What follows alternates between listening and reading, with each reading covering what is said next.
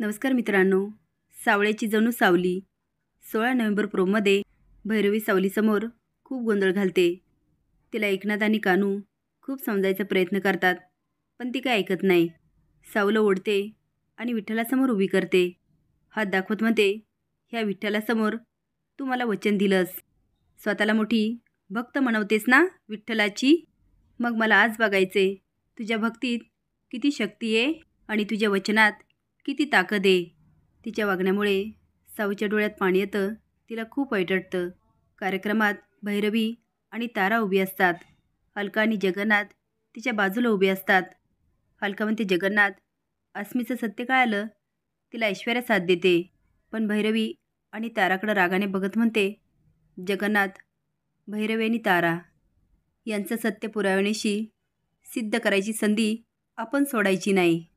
जगन्नाथ हळूच म्हणतो, काळजी नको करू, तयारी झाली आहे.